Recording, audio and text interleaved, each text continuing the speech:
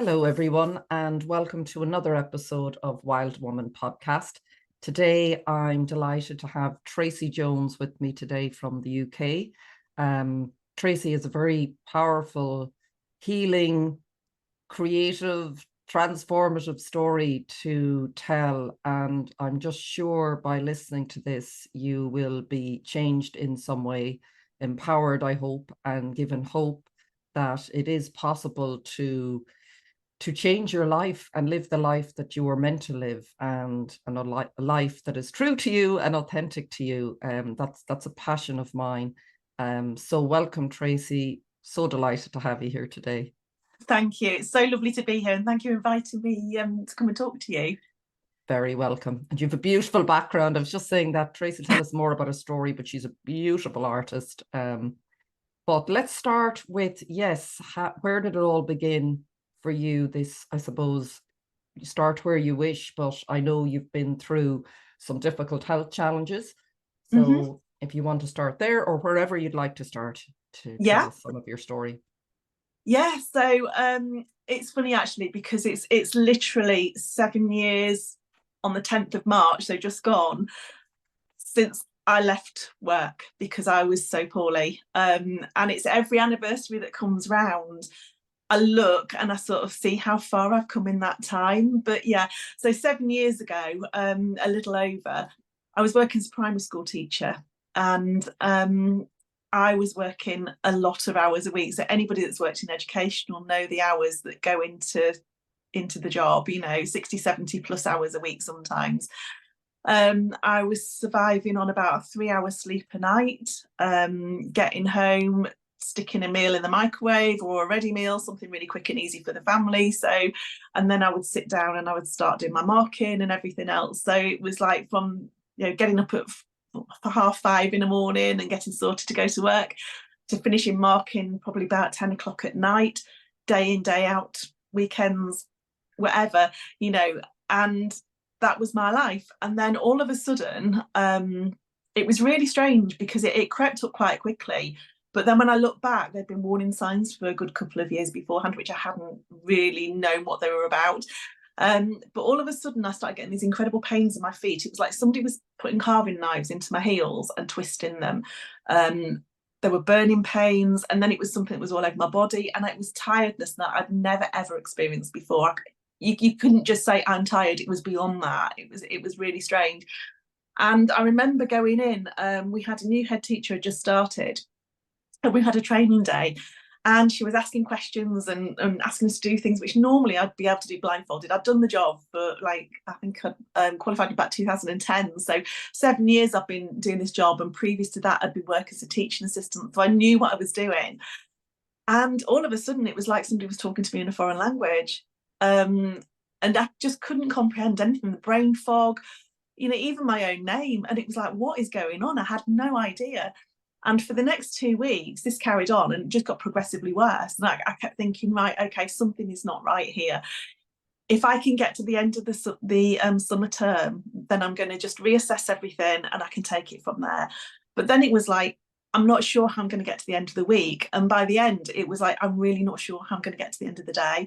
And I just remember completely breaking down, and thinking, I don't know what's wrong with me, but I do know that I can't carry on doing this job while my body is in this state. And it was really frightening because I had no idea what it was. So I went to see the doctor that day. He literally signed me off sick and they said, I'm going to refer you to the rheumatologist. And that was it. So I went off and I just got progressively worse.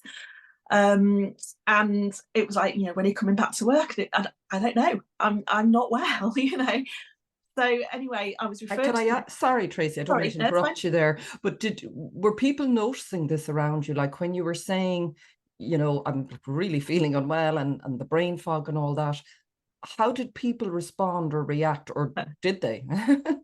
That's the funny thing, because actually I looked really well. I didn't look poorly. And that was one of the hardest things, because it wasn't something physical that you could see. The pain was, if the pain had come with bruises, I would have been absolutely covered in bruises, and I would have had something physical to show people, say, look, this is how my body is feeling. But there was nothing. My body looked normal, And I just couldn't explain it. And it was the weirdest thing. And it was the most frustrating thing, because you kind of looked at people and they're looking at you thinking, well, you look really well. And thinking, they don't believe me. I know how my body's feeling, and this is just really difficult. I went to see a reflexologist that I'd actually seen a couple of years before while I was waiting for my appointment for the rheumatologist. And normally I could tolerate, I went for a massage, and normally I can tolerate things like that. And the slightest touch was just so painful. And she actually asked me if I'd been in a car accident, because she said, you're just so tender and nothing feels like it's where it should be. And, and then I had some reflexology with her, which again, I could barely manage the slightest touch. But when I'd been 2 years before, she'd constantly picked up on my adrenals. And I didn't make any connections. I just thought, do you know what? I'm busy at work. That's probably what it is. And it's like, I felt better after I'd been for a session, and would carry on again.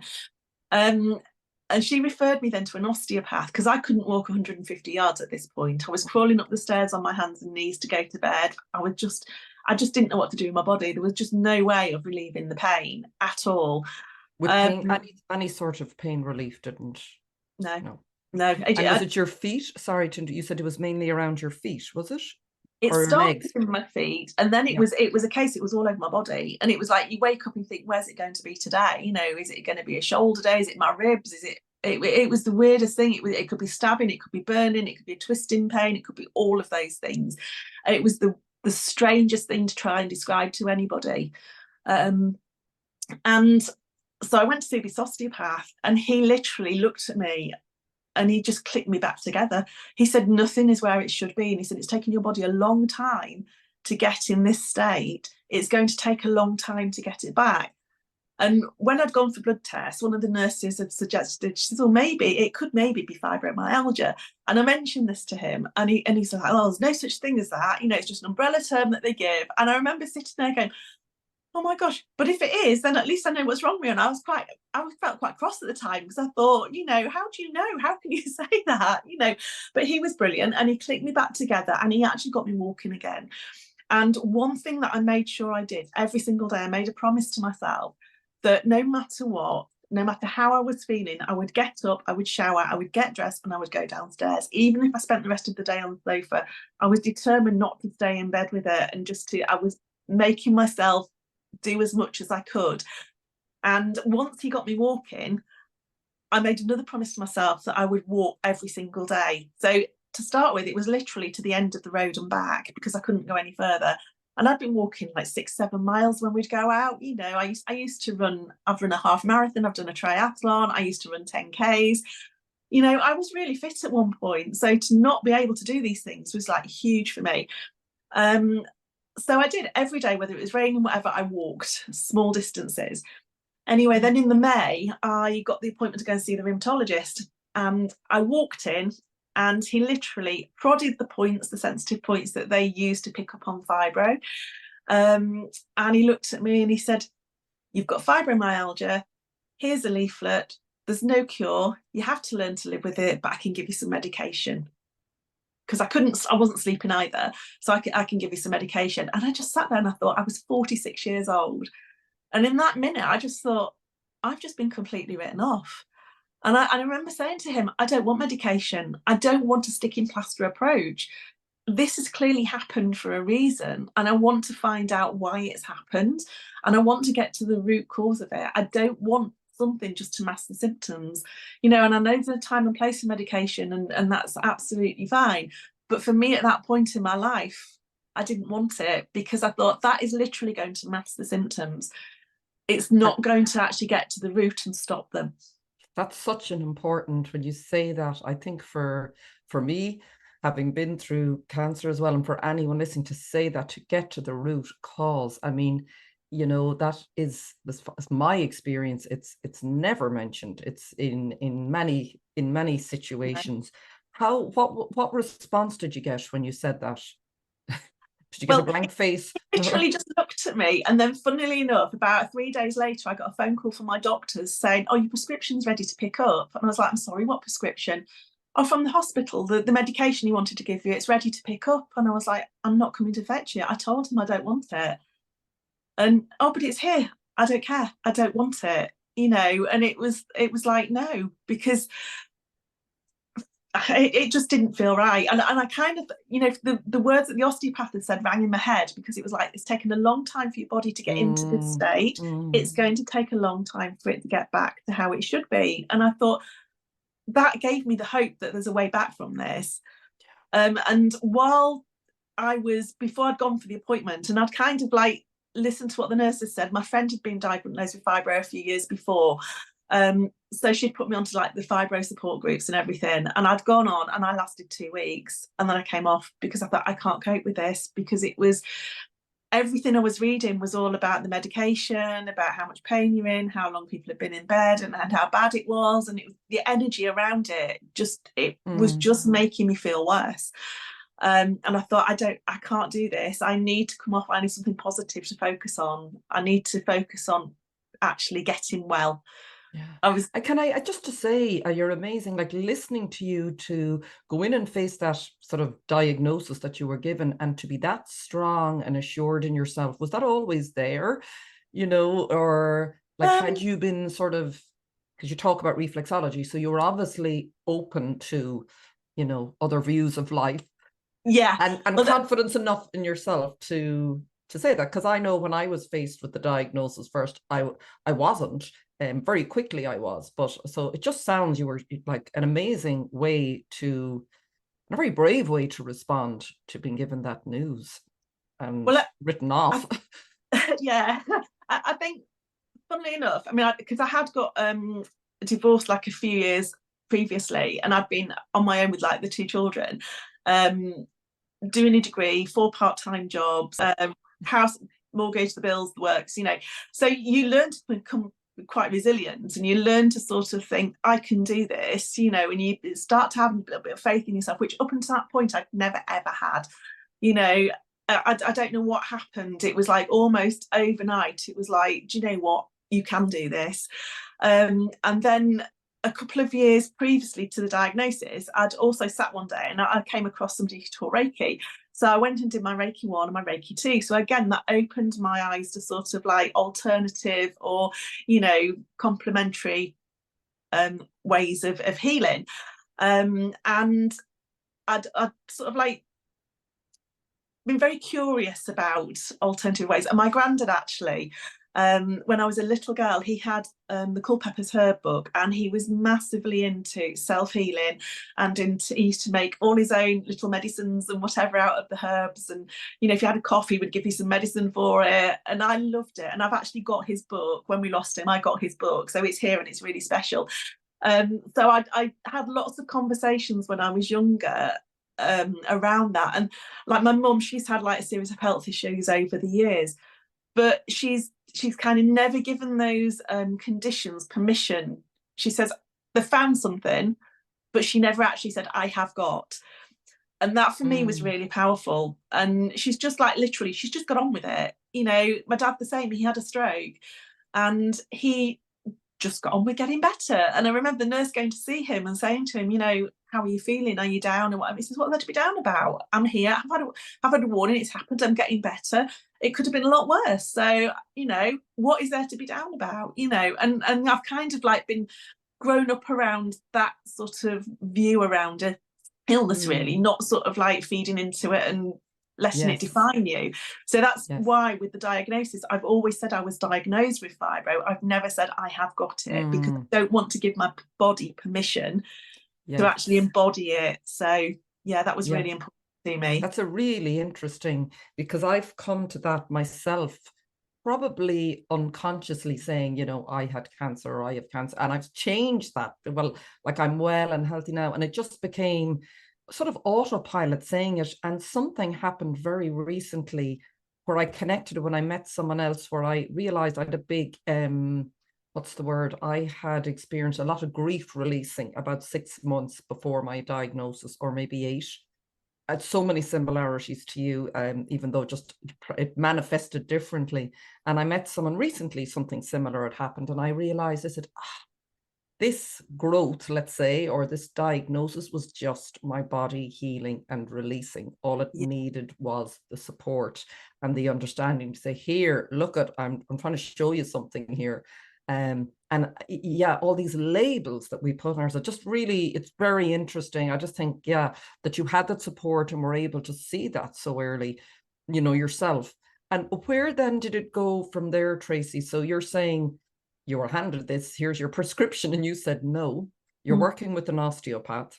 Yeah. Are you still having pain at this stage, or what way is it sort of helping Yeah, you? I had pain for quite a few years afterwards. Okay. It's taken Yes. quite a while to get to the point I'm at now.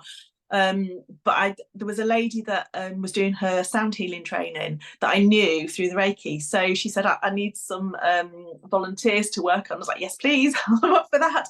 So I actually had 3 sessions with her, and it was so interesting. The very first session she did with me, she actually sang into my body. It was the most beautiful thing ever. But you could hear the pitch wavering.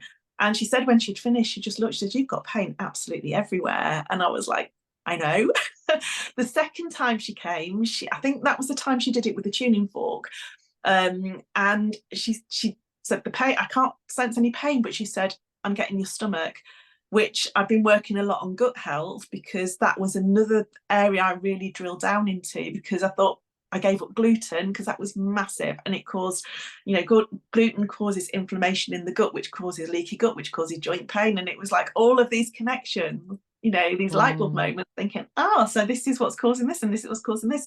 So that's what she picked up on then. And then the final time she came and she worked with singing bowls, and she said, I'm not getting anything. And that progression was just beautiful. But I do a lot of meditation, guided meditations. I listen to binaural beats. And my friend bought me actually 3 years ago a shiatsu mat, which I call my bed of nails. I love it. It's incredible. And it's like acupressure, but you lay on it, and the release you get. And I actually fall asleep, and I can wake up a couple of hours later, headphones in with my meditation music, laid on there and just like, chill. Oh my God. And do you have that on your bed? You don't sleep on that, do you? Or you just go on it just to sort of, just sort of for a treatment, let's say, or for really. And can I ask you in saying this, so when you said, and I absolutely, we don't have to agree, but it's just been my experience too, getting to the root cause. Can you talk about that, or are you okay to, like, what do you feel, or are you still in that? Do you feel there was one particular root cause? Do you feel there are many? Where do you trace back, the source of illness, or dis-ease, as they say, is probably a good way, isn't it, of putting it? It's interesting what you said earlier about releasing trauma, because actually I don't think we realise what we hold on to in life. And as I said, I get the shiver. Sorry, every time you say something, that I can just feel my body going, yes. Yeah, but it's not something I realised. And do you know what? I mean, I've literally just turned 53, and for the last few years, for the first time in my life, I know my body and I'm actually understanding it, but I'm still learning. There's so much more to learn, so much more to dig into. But it's like an onion, it's peeling back the layers. So you get to the center of it, and everything that happens throughout your life, even though you think you've dealt with things, they're stored in the body. If we don't, properly deal with things, they're stored and they're held there. And this is where it came from. So, I was holding everything together, being a single mum, doing my degree, working 4 part-time jobs. I was getting up at 4 o'clock in the morning to write assignments for uni. I'd go and take the kids to school. I'd go and do my part-time job. I'd go to another part-time job. I'd pick the kids up, give them the tea. And I used to teach music, piano and guitar lessons at home at night. So I did that, and then I'd get the kids to bed, and then I'd do anything else I needed to do, fall asleep on the sofa for a couple of hours, have a couple of hours sleep in bed, get up, start the whole cycle again. And you do that, and for a short periods of time, your body can cope with that. But I was doing that on a regular basis. And then I met who's my husband now, and he lived like an hour and a half away. So on top of that, when I hadn't got the children, I'd get home, and then I'd go down to see him for the night, get up at 4 a.m, drive home, and do the whole cycle. And so that was something else. All these balls I'd got juggling in the air, and that was there. And it's like, and I think for me, busyness was a way of shutting out everything I didn't want to deal with. And I think we're very guilty sometimes of wearing busyness as a badge of honor. And I hold my hands up. I used to be proud of all the hours I worked and everything I was doing and all the plates I was spinning, But actually, I look back now and I think, what was I doing to myself? There's no wonder my body actually just said, enough, you cannot do this anymore. Yeah. And I was told, I was very lucky it wasn't a heart attack or a stroke. So.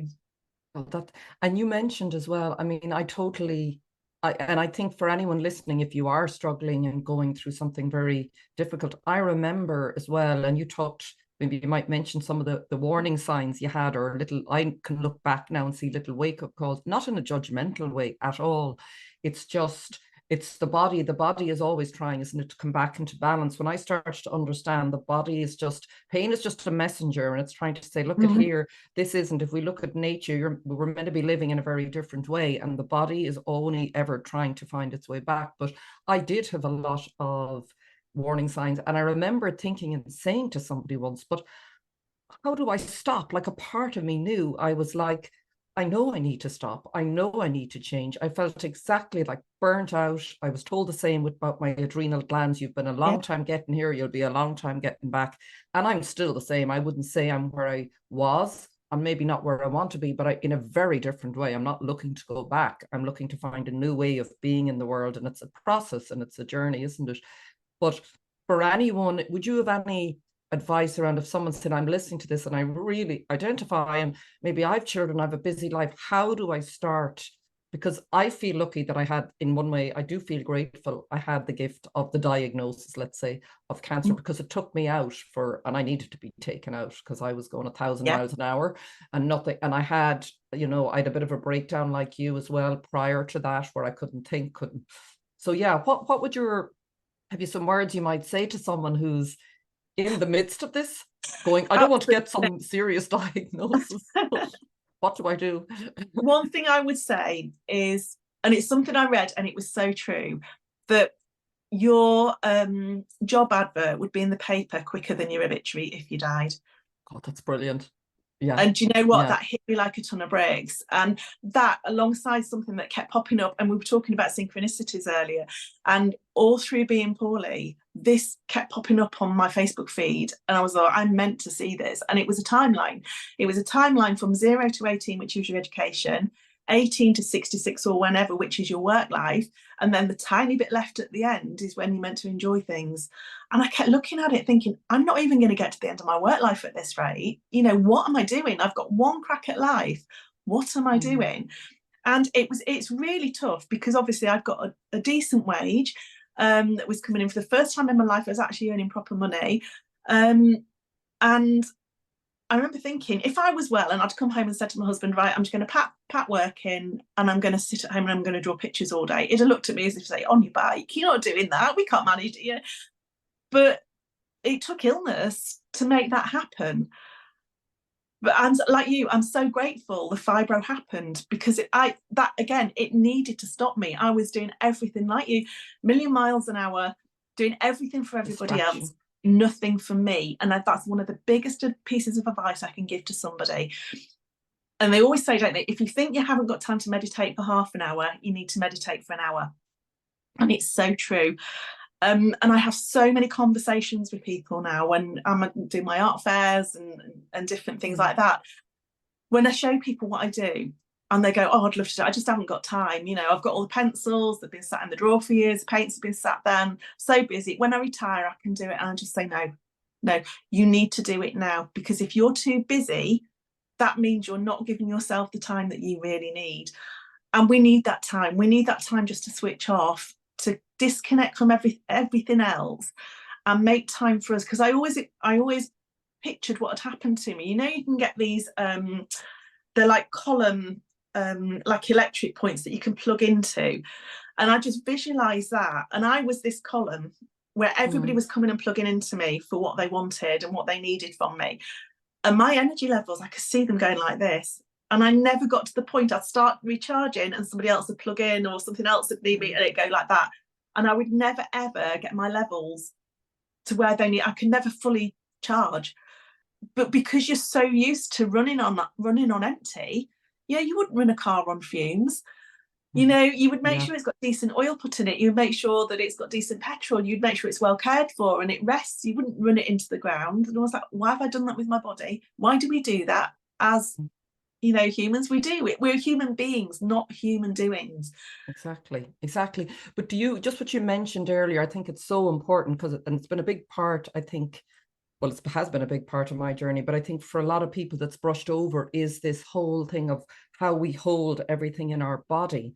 All of these experiences. And again, it's not a judgment because we haven't been taught anything different. But how I like to see it now, I have to keep reminding myself, is I'm meant to be like a river. So everything is meant to flow through, even thoughts, everything's just meant to be moving because that's what we are.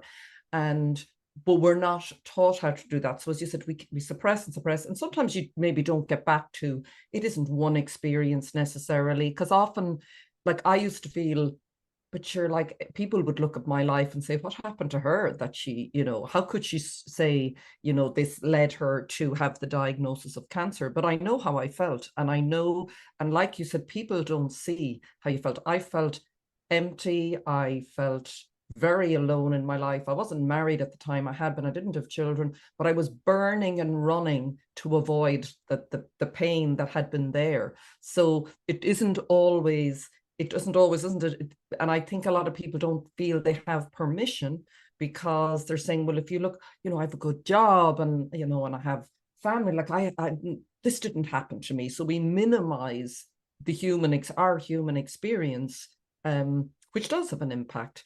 Like, Yeah. so did you have to do like, I'm still in the unlayering and unlayering. And I think that's what our life is. We come in knowing who we are. We take on all of this, a lot of it untrue beliefs and systems we come into. Then we go, oh my God, I can't survive like this. Some big crisis happens. And then if we choose this, we can start to unlayer. And I think this is what's so important about your story, my story, is the sort of the pearl, that what you find when you start to do that is just will lead you into a new life. Like for anyone, isn't it? It leads you, it's scary maybe to go like you. I left a job, lots of things, and I had to.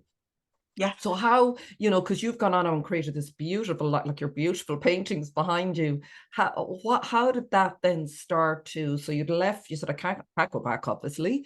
You're getting some support. And I know, as you said, you're still working on that and clearing out, not clearing out, but healing a lot of the pain and stuff. So just maybe talk a little bit about that. What has that been like? Because I think that's really helpful to people as well to hear how you've created it. And you look, I know when I say you look amazing, and it's not about that, but you sound, I can sense it, I would say more so. It's energetic when you're in the company of somebody who is feeling themselves. Because people told me during chemotherapy, you look amazing, because seemingly the drugs that they use for chemotherapy, some of them are used to treat acne or skin. And I was dying inside. Yeah. Probably never looked better. It's ironic though, isn't it? I know, it is. Yeah. Yeah. I mean, so we can have both. I just wanted to show you something actually, because what you just said really resonated about feeling empty and feeling hollow, because I actually I've started something called art journaling, vision journaling, and I wanted to create pages that reflected how I was feeling then and how I'm feeling now. And one of the things that I suddenly realized was there's 3 ways of showing up in life. So the way we're showing up is often how people expect us to show up. So I was showing up as being reliable, hardworking, conscientious, and all this. In effect, and that's how people saw me. So they would always think, oh, well, if I want anything to do, and I'll ask Tracey, she'll do it. But actually that was taking a toll, when how I really wanted to be showing up was having freedom, flexibility, time for me, self-care. None of that was happening. And this was a page I created from the year before I got poorly, and this was how I was feeling, just hollow, empty. And you can see the imbalance. I was showing up how other people wanted me to show up and expected me to show up. This is how I wanted to be showing up, and I was doing none of it. And you did this before? So when did you develop? 2016. Yeah. So, and I got poorly in 2017. This is my life now. Oh my God, that's beautiful. And it's so visual, that is just so gorgeous. much more imbalance. And you can feel it. You can just feel it off that page. You see, isn't that the thing that I learned? I heard again someone say recently, we're not thinking beings that feel, we are feeling beings, sentient beings that think. And we, there's we seem to have, I'm just determined like you to just keep talking about this, because when you start to see the results in your own life, and yes, your life may look different to what, like you said there, what is expected you're to turn up as, you know. Yeah. But at the same time, it's a life that is, it's really like it's living from the inside out, really, from your heart, isn't it? And your, Yeah. you know, that looks differently. It may take time to shift. I think that's important to say to people. There is a process in it, but it's a beautiful process. Oh, absolutely. But it is one about being truly honest with yourself, being really authentic. And, you know, it's not a pretty journey, because, you know, you have to look at it warts and all. You know, you have to sort of like look into the shadow side of things and just think, actually, okay, so right, this is why this has happened. And then there's a lot of guilt that you go through. I went through an enormous amount of guilt because my husband's self-employed, so obviously we were down to just his wage supporting us. It was incredibly tough 2 or 3 years to start with. It was really difficult, and I kept thinking maybe I should go and get a full-time job. And the more I thought about that, then the condition became worse, the pain got worse, and it was like, no, Really? I Wow. can't, because it's stress, I found, was one of the triggers. Of course. So gluten and stress were 2 of the biggest triggers that I needed to deal with. So managing the stress levels, and being aware of that, was just so powerful. But also it was about then putting boundaries in place and learning to say no, without justifying why you're saying no, but just saying, no, I can't do that today, thank you. That was it. No apology. And no have nothing. you mastered that? I have, yeah. And it's taken I'm a bit behind you there. It's taken a long time. It really has. But now, if there's something, if, you know, to start with, it was very much about balance. It was very much about thinking, okay, so if I've got this on this day, the days before and the days after, I'm not going to plan anything in, because I need to make sure that I've got the energy to do that. And I actually went and had some sessions with a wonderful guy called Stephen Blake, who did something called Old Pain to Go. And it's very much like you were saying, your body gives us pain signals because it's trying to communicate, it's trying to tell us something. And he worked with my subconscious, because what I would do, I'd keep going and going and going till the pain kicked in, and then it got to excruciating levels, and it would floor me for a good 2 weeks.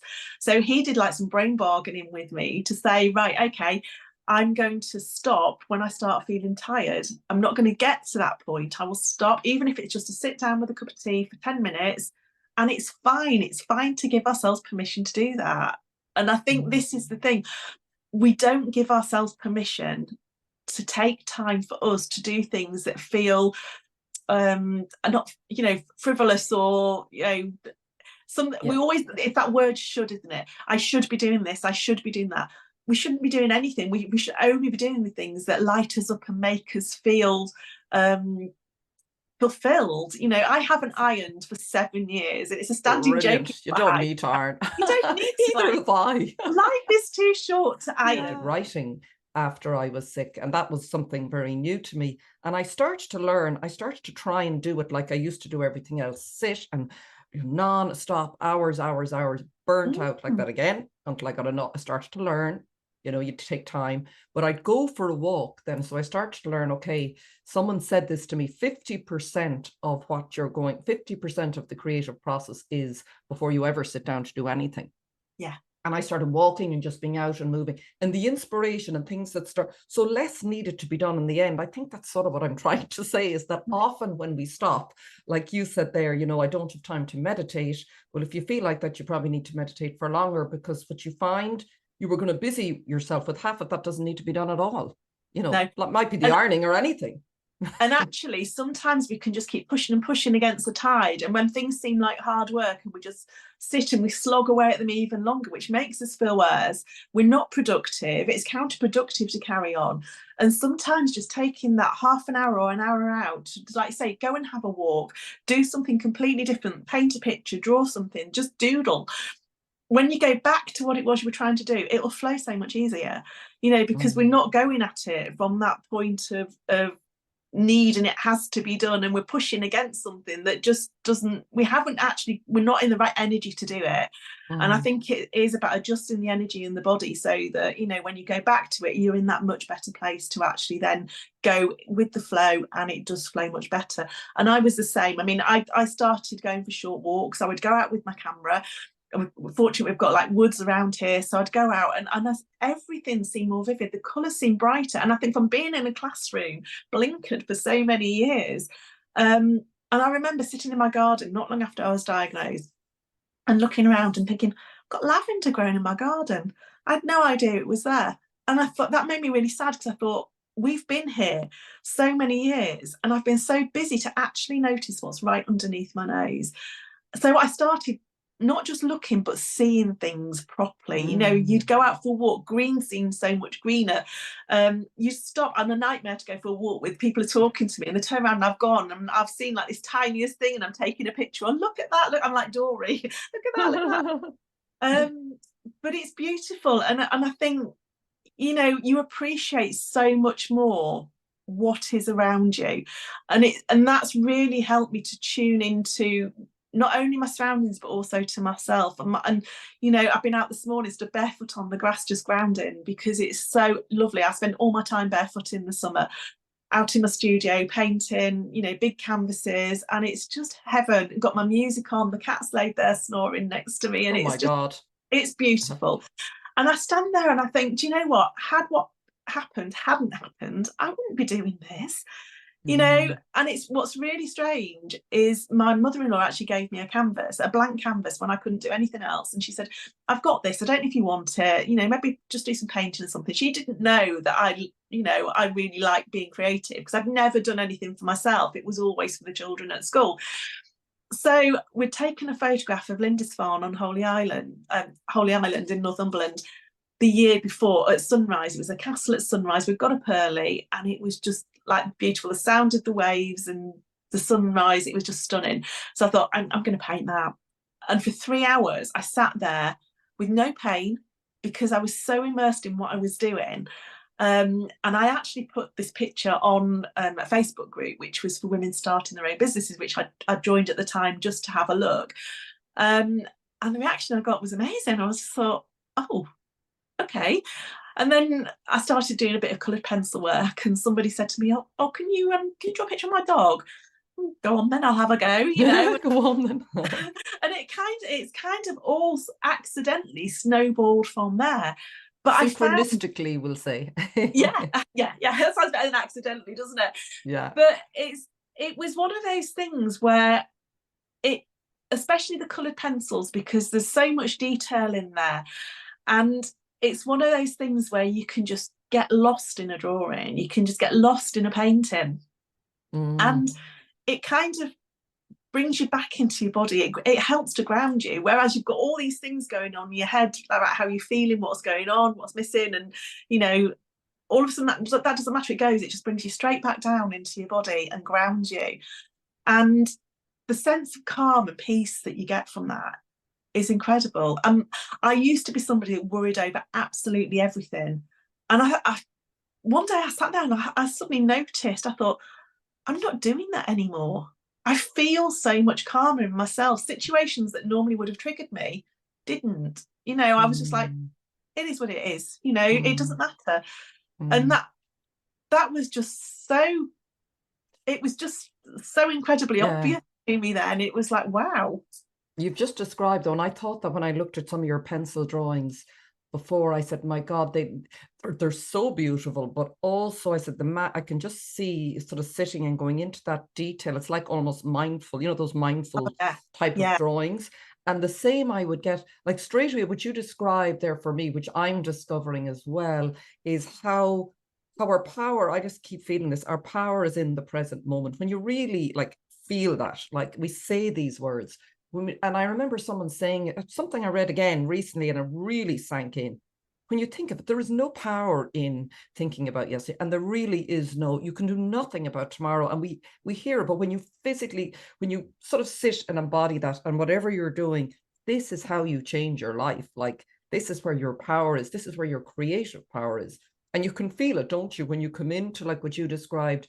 If, I can go in and out if depending on what I'm doing, or even like having a conversation with you, being very present, or I'm writing, whatever, just everything else sort of dissolves, but you always see the next step. It's not like a distraction. I think this is where the difference is, where describing, you know, running around busily, or, you know, that seeming like what you're just, you know, just sitting seems like you're doing nothing, but actually the distraction is the other thing. It's hard to, I'm trying to sort of articulate what looks like doing nothing is really where everything is happening. It's where it's at, you know, Yeah. isn't it? When And you're in the moment like that, I suppose is absolutely. what And I'm I trying think to say. that's the one thing that I think as a society we're missing, because Completely. Yeah. it is giving yourself that permission to do it, because there is this thing that we should always be busy, we should always be doing, we should always be active, or you know, or sometimes it's like, you know, it's so easy to just get into something like just staring at a screen, and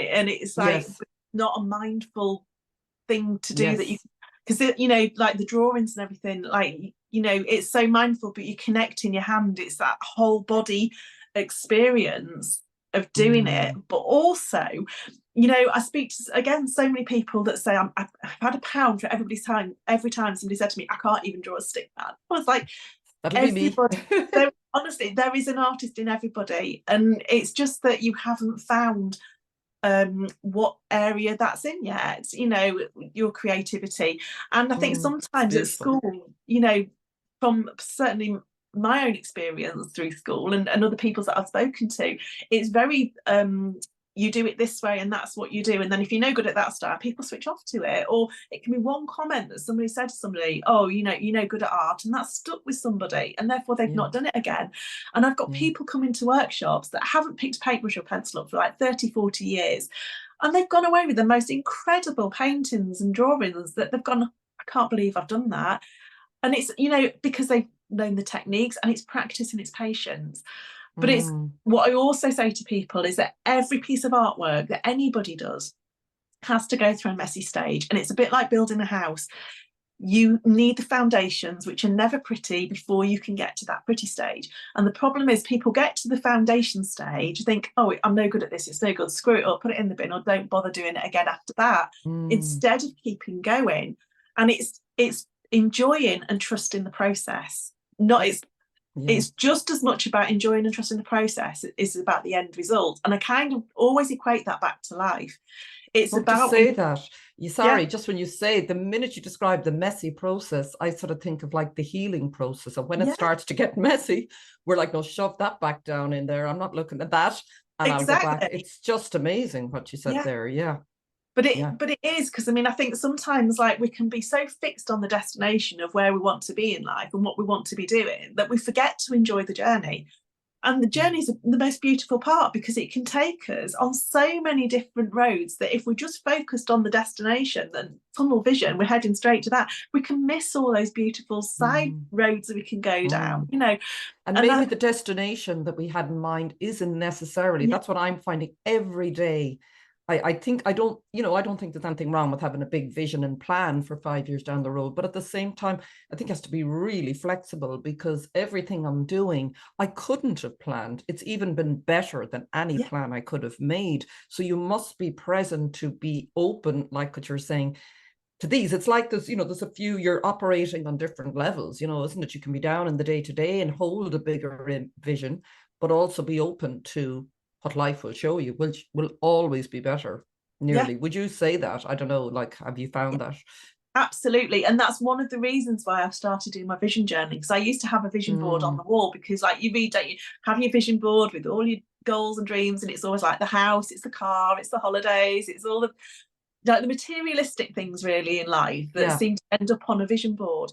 And I'd got mine on my wall, and it literally just became another picture on the wall, and I kind of lost connection with it. And all of those things, it was like, yeah, okay, like they look really wonderful, but that was like the top of a mountain, and it was like, what are the small steps I need to take to get there, because I'm not quite sure. And it just seemed out of reach and unachievable. And so what I wanted to do was have something which was more tangible, that I could work with on a day-to-day basis. And I like writing things down. So, you know, if I'm going through things, or, you know, there's things that really inspire me, I'll jot them down in a notebook.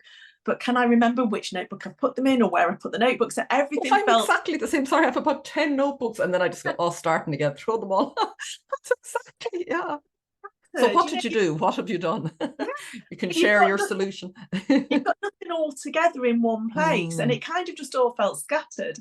And actually we went, because it started in a slightly different way. I was going to start an art journaling, because then I thought that's something really beautiful it was a way of doing something in a journal where people who thought they were no good at art could freely experiment with different media, different techniques, and introduce people to sort of just playing, just embracing that inner child, because we forget that it's there, and we all need to sort of like really tap in and let our childish side out occasionally, you know. So just playing with paints and colour and shape and form and everything, and it's a really safe space to do it. So we went away on holiday to Mull last year, and so I took my journal with me, and I sat by the lock sketching and painting, and I took photographs, and it was just beautiful. But something happened there that I really wasn't expecting, and this is where we say about the journey sort of taking you off on different tangents. I'd gone with the intention of, like, finding beautiful places to draw and sketch that I could then bring back, and I could show this to people so that you could get involved in the creative process. But everywhere we went, there was something of my granddad there. Now, I lost my granddad 28 years ago, and I was so close to him. I spent hours in his workshop with him. He taught me my love of creativity. We made gnomes together. He taught me how to make paper flowers. He taught me how to play the penny whistle. We did so many things together. It was just lovely. And like I say, he'd got his passion for herbs and natural healing and everything. So we've got so much in common. So everywhere we went, there was something that it brought him straight back to me. And we went to a place where they did weaving. And on a shelf outside, this lady had got these beautiful glass jars of all these lovely coloured waters. And I was like, what are those? And she says, they're my solar dyes. And in them, she'd got like daffodil heads and all these different herbs and flowers and roots and things. And she dyed her wool in the sun with the solar dyes. Oh my God. The colours were stunning. And there was one herb in the courtyard. She said, I can't remember what that was. And it was feverfew, and it was one of my granddad's favourite herbs. And then there was another one, which was borage, which was his favourite herb. And it was like all of a sudden he was there. And we walked into where the looms were, and the smell of the grease on the looms took me right back to his workshop. And it was just one thing after another the whole time we were there. It's like doing the journaling. My granddad was saying, this is the path you need to be on. So I came back and I created a piece in a journal, and it sounds very strange, but I mapped it all out and drew it all out with coal tar soap, because that's what he used to wash his hands with. And I don't know if you ever smelt it, but it's got a very distinctive smell. And whenever I smell it, it's like, granddad. So I mapped it all out. It's a bit like mapping things out in wax. And then I brushed over it with tea. And I did a tea painting of his workshop and all the little things I remember from being in there as a child, and dedicated that page to him. So everything that was in that journal, I was teaching different techniques, but it was such a deeply personal journey. And then from that has evolved the vision journaling. It's so beautiful. I've got a free group where I've done some taster sessions, and I keep, I'll pop in and do little bits on there. But I've also got this membership, and it's just so lovely because I teach different creative techniques using different mediums. But also it's the power behind it of like manifesting. So like setting your intentions. We've literally just done a moon cycle page with the full moon and the new moons. So there's a part in the middle where I can put my new moon and my full moon intentions. And then, in fact, let me just show me. Yeah. So it was sort of, say now someone like me, so is it on Zoom, is it? Or can you do it?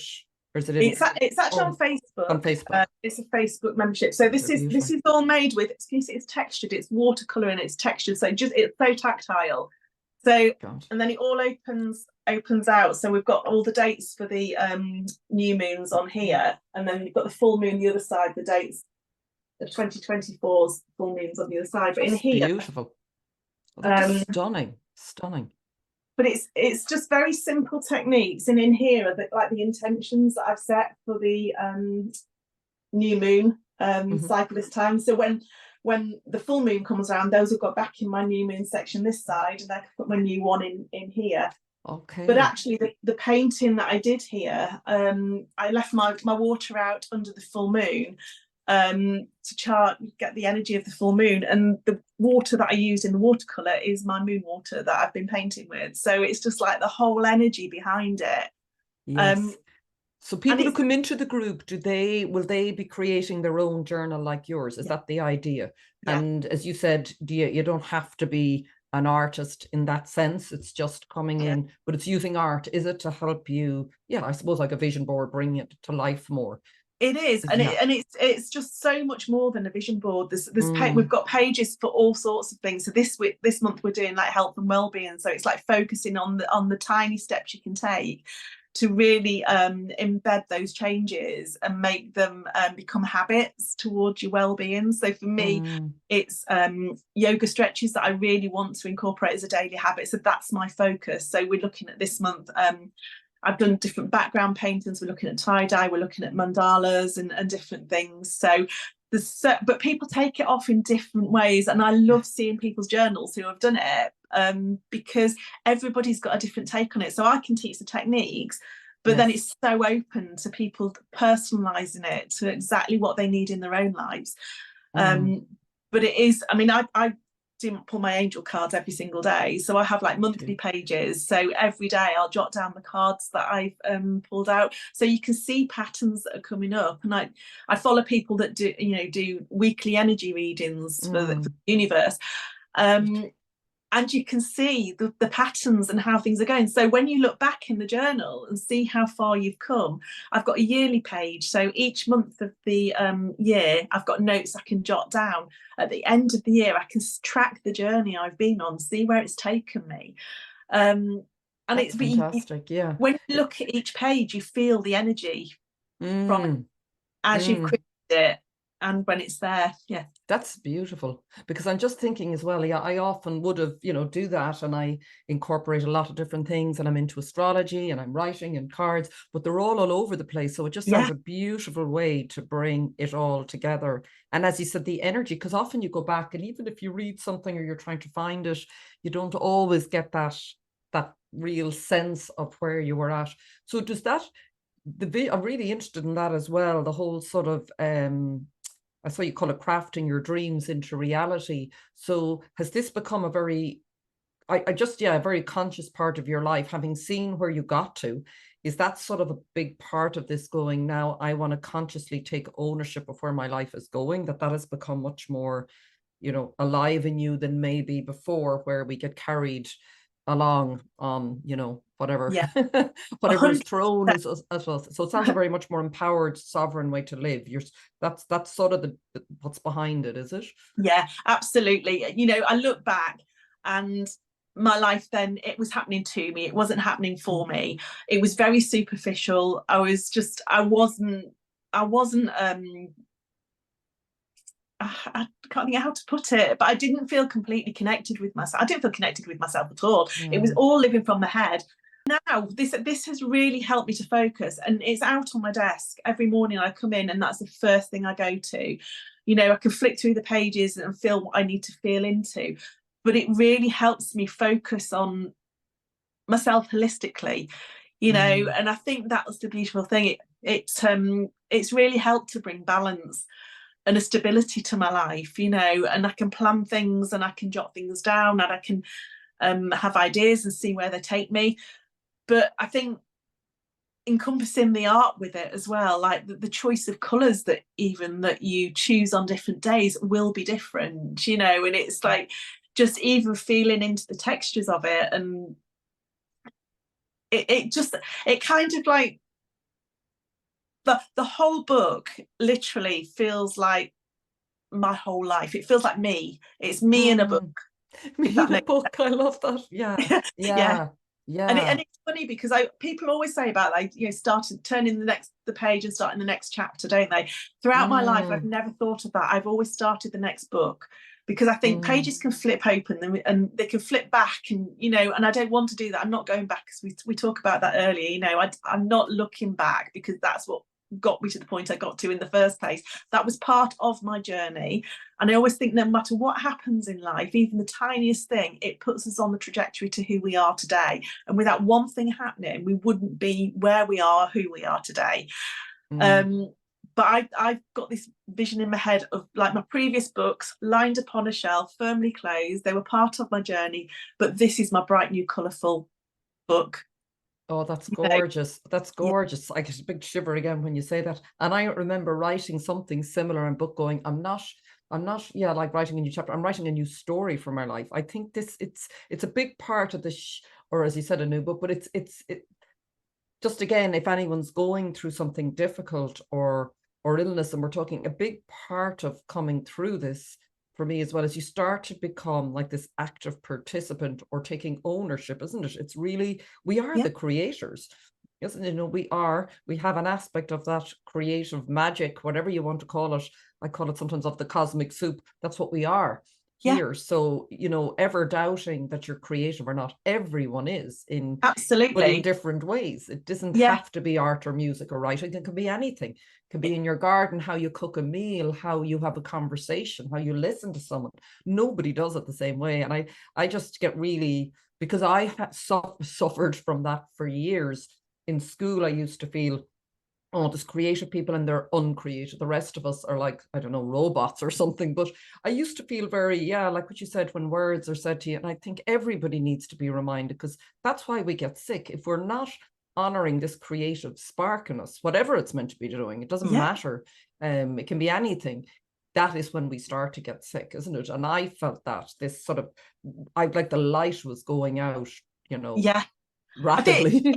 it does, it feels like a flame inside me that's been Yeah. relit, and Yeah. it's glowing, and it that flame had been extinguished for so many years, and it would just, to start with, it was just a little glow, and then all now it does feel that It's it's that inert. beautiful. Yeah, absolutely. But I think it's also about being responsible, and taking responsibility for our own lives, because that's one thing that I really hit home with me, was that the fact that we grow up, and particularly in the UK, you know, we've got the NHS, we've got the doctors, so you grow up and you sort of think, oh, if I get ill, I'll go to the doctors, they'll sort me out, or the hospital will sort me out, they'll make me better, and all's good in the world, you know. But actually, when you think about it, that's not like that anymore. We can't rely on those systems anymore. And Sure. I think it's, for me, it's understanding that, no, I'm the only person responsible for my body, nobody else. You know, I'm the only person that is choosing what food I put in my mouth, choosing what I consume, you know, choosing what like what toiletries I use, what I surround myself with. And actually all of those things, and I think this is somewhere as well where we've lost the connection. All of those things connect to our overall well-being, and I think sometimes it's so easy to forget that, and it's only when you're faced with a situation where your body's sort of like not functioning as it, you know, it should be, then you start thinking, well, why is that happening? And I always relate it back to a car and think, you know, if a warning light comes on, you don't Yeah. ignore it on a car. Yeah. You know, if you've got a clunking noise, you would stop straight away, but we Well, don't. As humans, we don't. We carry on pushing and pushing. But it was when I stripped it back and I thought, you know what, in order for my body to function well and be healthy and whole, I need to nourish it. I need to nourish it with the right foods. I need to make sure I drink. That's one thing. You know, I'm so conscious of drinking plenty of water, because dehydration is one of the, again, something and else. clean water. Clean I water, use a exactly. particular type of structured water now, and so all Absolutely. these new things start to, you know, you start to become very aware, don't you? You Like what you're do. describing. You do. You Mm. know, I mean, you know, I've cut gluten, I've cut lactose from my diet because that was making me poorly. I've not eaten meat now for 2 years. So I'm very conscious of what I'm eating, and what I'm, you know, I'm fueling my body with, but not only like with nutrition, but also the fueling with the things that light me up. So, you know, I make a point now of, I go walking.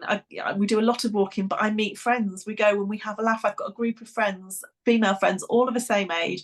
And one morning we met at 6:30 in the morning, while it was still dark, in the woods, to go and watch the sunrise. We took a picnic, a flask of cacao, sat in a bird hide, and just chatted. And that sense of sisterhood and finding my Mm. tribe and Mm. lifting each other up, it was just beautiful. And it's that Mm. energy that, you know, once you find that you've kind of like really focused in on what makes you feel well, it's a whole picture. And we need all of those small components to come together to make us, to, you know, to help us vibrate at a higher vibration, because I think that's crucially what it's about.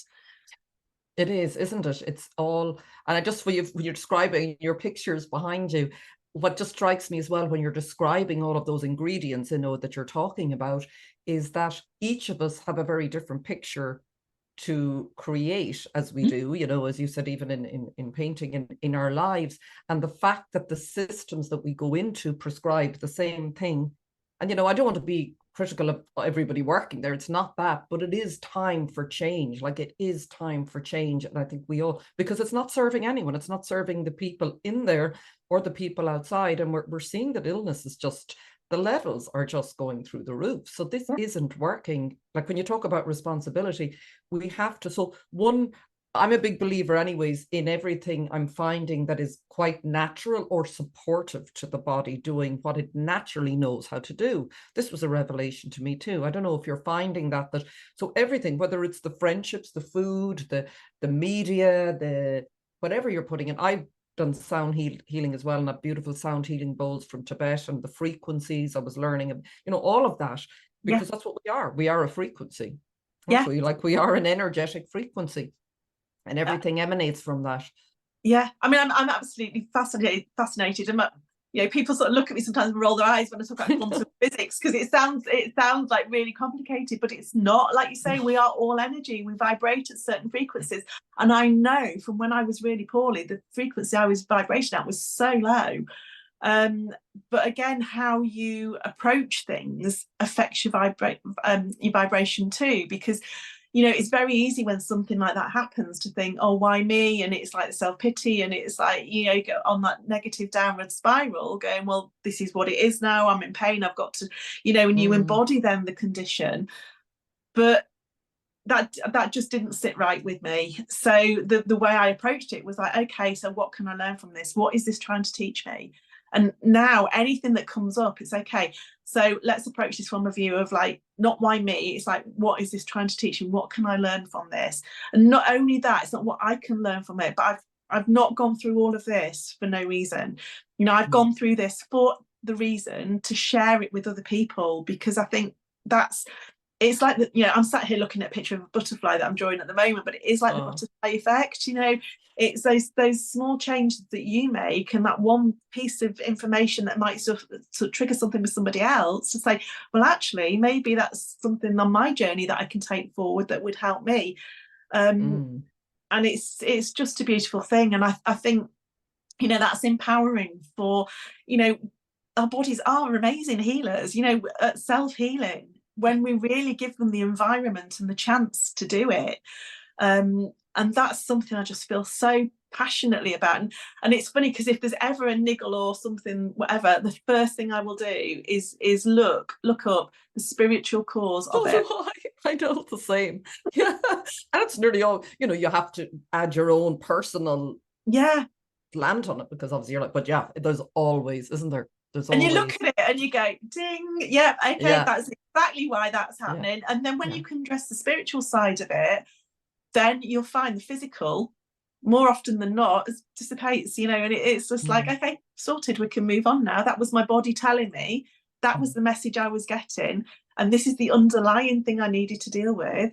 So therefore now we can move on. And it's just about being in tune with your body, and listening to those subtle signs and signals, and really feeling into them. And again, this is something I'll record in my journal, and it's a journey I'm still on. I would say 95% of the time now I forget the fibro's even there. Incredible. You haven't been back to visit that doctor, have you? No, I've not. In fact, I've not been back to the doctors at all since that diagnosis regarding the fibro, because I haven't needed to. It took me 1.5 to 2 years to really start to get to grips with it, and to sort of feel like I was coming outside. But like I was told, it took a long time for my body to get into that state. There's no quick fix. And I think this is sometimes what people see. And sometimes people, when I tell people my story and they look at me, they look and they think, she can't have been where I am now. She can't have been. And I really, really was. I was in such and I've got no photos to prove it, because I just didn't want photos at that time, because it was just like, I just felt such a mess. But from where I was then to where I am now is absolutely poles apart. And it's been a journey. It's been a slow journey. There is no quick fix, and it's not a case of somebody saying, okay, if you do this, this and this, you'll be better. I always think it's like, you know, like the cheese that you get with the holes in it, the slices of cheese. It's a bit like that. So you have the one slice, which was like my going gluten-free, but there's still the holes in there that was still, you know, I was still getting symptoms. So then it was like, okay, reduce my stress. Great. Still a few holes in there. So it's a layered approach. And it's not, people say, oh, I tried that, it didn't work. I tried that, it didn't work. It's a lifelong commitment, and it's a lifestyle. It's changing your view on life. It's changing your approach to life, what you consume, but understanding your body on such a deep level. And we never stop learning. I'm still learning now. And that last 5%, that even this last 2 weeks, there's been light bulb moments going, this is probably why this is happening, and why I feel, let's dig into this. Okay, so I've been doing, I've meditated on it, and I'm looking again at different foods and different drinks and everything that's going to help me get that last 5% sorted and get me to a point where I felt better than I have done in absolutely years. Isn't that incredible? But I don't think any other evidence is needed than looking at you and just going, I can feel the energy of you. You know, if people are saying, oh, well, that, you know, that doesn't really make sense, or, you know, all you need to do, I think, is just be living proof of, you know, this is what happens when you really start to take responsibility as well, and honor who you are. And as you said, like your creativity, the emotional state, like, do you feel, I think that's something that as well becomes an ongoing journey, is learning how to, it's been a big one for me, how do you regulate and process what's happening in your day-to-day life so that doesn't become lodged in you again? You know, it will from time to time. But to me, does that play a big part as well in your bag of tricks and things that you look at? Yeah, I mean, I've got my routines. So like in the morning, when I wake up, meditate, my bed of nails, my shampoo I use, which I absolutely love, my yoga stretches, and I've been doing cold showers for 3 years as well, which is the only thing that has taken the pain away in my toes, which is the one place, but the first place for it to come and the last place for it to leave. That has been so powerful. And my daughter actually treated me to, we went together to do the Wim Hof experience, and we sat in a paddling pool full of ice in the middle of March 2 years ago. And we sat in there for 3 minutes. I have never felt so alive in all my life. I got out, honestly, for 2 weeks. I was absolutely buzzing. That is incredible. What it did, it felt like it had reset my whole body. It was just amazing, you know. And you do need to make sure it's suitable for you before you do it, kind of thing. It's not for everybody, but the cold showers and everything, and that I can wake up. You know, if you wake up feeling rubbish, I can do those things, and it's like, come on, bring the day on. I'm ready to go now. Yeah, you know what? But also journaling on it. So writing in my journal. Anything that's come up during the day, and at night time, is that sense of gratitude as well, you know, feeling into the gratitude of what is good in your life, and even the things that aren't so good, thinking, okay, well, yeah, but they're here for a reason. So, and I'm learning from those, but just focusing daily, I think that's the thing, because it's so easy just to get caught up with everything else, and before we know it, we're back on that hamster wheel going round and round and round, and our self-care's gone, you know, and it's just completely gone out the window, and our focus on ourselves has gone out the window. And it's just all the time at the end of it's just checking in with yourself 2 or 3 times a day, taking that time, even if it's just to close your eyes, just do a couple of deep breaths, just bring yourself back down and ground again. And it could be as simple as that, but it just brings you back to yourself and stops that runaway process starting to happen again. And it's a bit like with COVID, everything stopped. And people around me were going, gosh, you know, isn't this great? Because I can actually sit and do something without feeling guilty. I can enjoy. And I said, welcome to my world. I've been here for 3 years. You were just the same. Yeah. I was 2016 and you were 2017. So it was like, yeah. But the thing is, I think, you know, then when it was all started going back to normal, everything started picking up pace again, getting back on the hamster and going back to the things that weren't working before, thinking they were going to be different this time. Well, they're really not, you know. So if things weren't working, why keep going around in the same circles? You know, if something's not working in your life, stand back. Just think of it as a merry-go-round, going round, and just get off it, stand, look at it, and just see what emotions come up and how you feel. You know, what of those things going round on there can you let go of? You know, beautiful image, beautiful yeah, image, because beautiful that image. Yeah. probably will be quite a lot that actually, if you know, if you think, is what I'm worrying about now, or is this going to be really important in 5 years' time? If it's not, let it go, you know. There you go. Thank you, Tracey. The biggest message I think I'm taking from what you're saying, and it's definitely what I took from my own experiences, life is always happening for us, not to us.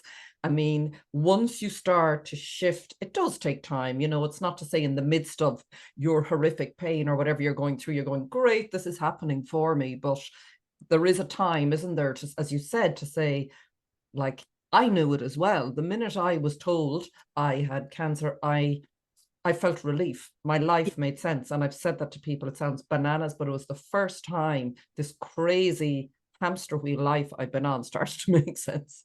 And Yeah, my body was telling me. So there is, I just think it's so reassuring for anyone listening as well and watching that, like, yes, it's not always going to be plain sailing. Like this is life, you know, and it's sort of a growing process as well, isn't it? We're growing. I sort of feel it's a remembering process as well. That's been very much what it has been for yeah, me. I've been brought back to who I was as a child. The natural, I'm able to tune in more because I've healed a lot into that sort of energy of me as a child and nearly who I came here to be. And I'm finding that's what I'm returning to. And it sounds like you obviously, art was always was it always a big part of your life yeah, that, and you were there teaching children. At some point you're being told, this is what you're meant to be doing. Yes, to teaching for a while, but really this is what you came here to do.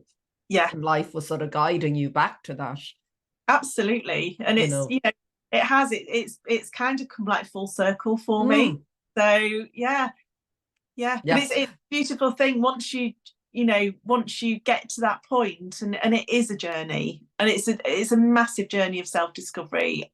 And there's going to be times when it doesn't feel like that, it doesn't feel good, but it's a process. It's like in some ways, from the illness, it was always like a grieving process Mm-hmm. of Mm. letting go of like things that were no longer working for me, letting go of the guilt, letting go of friendships that naturally drifted away because of it. But all of those things that you let go of, what you've got to keep in mind is it's opening the door and making space and making room for all of those beautiful things to come in that, you know, there was no room for before. So now it's opened up this wonderful space for opportunities, meeting people. I would never have met you, you know. Yeah. Yeah. It's Oh, I making know. all those It's opportunities. Yeah, it's so, sorry, now just because it's just so beautiful to have this type of conversation. I hope for people to hear it more, because this is what it's about. I have no doubt, because I can feel when you're speaking, it's like my whole body's going, yes, yes, yes, yes, yes. This is exactly this full circle, and it's a journey and it's an adventure, and there's ups and there's downs, but there is no other way to be here than to do that, isn't No, there? Otherwise, there's no point. And exactly. you know, this is life. It's an amazing roller coaster ride, but you know, you got to go on Yeah. it. You do, don't you? Not the hamster wheel. Go on the roller coaster. Oh yeah, yeah. Hamster wheels are so last year. They're no fun. I think that's definitely. Oh my God, it's just amazing. For people, we'll wrap. I want to ask you firstly before for people can get in touch with you, because I'm sure there'll be many people. You teach a lot, don't you? You teach. Maybe if you want to just talk through the different classes and offerings you have for people. Yeah, yeah. So Great. I teach in-person workshops that are based in Gainsborough where I live. So and they're beautiful. You can come and you can sort of, you know, I'll teach you all the techniques you need to know for drawings, paintings, you know, different classes, which are just so lovely. But I also do my vision journaling online. So I've got a free Facebook group for that, which is called Crafting Dreams into Reality, an introduction to vision art journaling. And then I've also got my membership. So Okay, I'll put them all, just to say to people, I'll put all of this in the description box as well, lovely. so you can Yeah. access. Yeah. Yeah. And you can see my artwork on Garden Room Art on Facebook and on Instagram. So I've got drawings, paintings, I've got a whole range of Well, it's so alive. When I looked at it, I said, my God, from someone, I was just blown away. I said, I was reading about someone who had fibromyalgia, and I just can't even imagine that pain.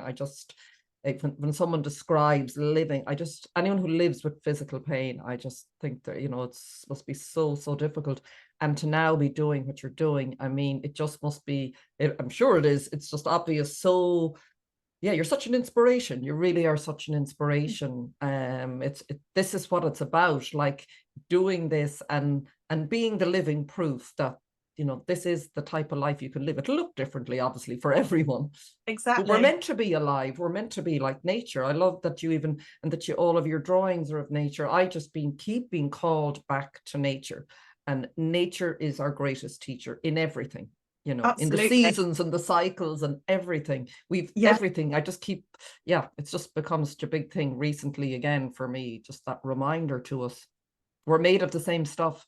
We are, and it very much reflects life. I mean, sometimes when you feel you're not moving forward, you've got to remember, like, you planting those seeds, and you wouldn't keep going and poking at the seeds and seeing if they're growing. It's having the trust and having the faith that they are, and we go in seasons in the same way, and it's like working with the moon cycles. Everything has it ebbs and it flows, and it's remembering that and just riding the tide and just going with the seasons and thinking, yeah, things will blossom, but then we have those quiet times, and it's fine to have those quiet times. We need those quiet times, so like winter, when everything's dormant, we need those times just to reset, recharge, and then we can go again. It's not a case of going a million miles an hour all of the time. We need to have those peaks where we can put that energy in, but also times when if we reflect on how things are going, what we want to do, make plans like in the spring, and then we can go again ready to hit the ground running. But it's understanding that those waves are normal and we need them, and they've just become normal to just like be here, running here all the time. Our bodies can't do that, our minds can't do that. We have to take that time out to reset. And like say, engage in something creative, engage in whatever lights you up for that downtime, because that's going to fuel you so you're more productive on those other times as well. Yeah, that's beautiful. And one last question, and then we'll wrap up. I don't know if I even need to ask you this, but I like to ask, when I think of it, because it's called Wild Woman, which really is everything you're talking about, how would you describe what that looks like for you? It's just embodying me, knowing me from the inside out, from the little girl, and bringing that little girl back and having fun, just and truly connecting with nature, connecting with who I am, connecting with, the moon, the universe, everything. We're part of it. We're a small speck. We're part of it, and it's connecting with your tribe as well. So it's just, all of the things in life holistically that light you up, and that's what for me, that's what it's about. Beautiful. Thank you so much, Tracey. Thank you everybody for watching and listening. I'm sure you'll come away so as inspired and lifted up, and I just feel alive after talking to you, and that is just amazing for someone where you have been. So congratulations, and thank you so much for sharing. It's deeply appreciated to share a personal story that I know, and I'm sure it's been very difficult. So thank you. Thank you.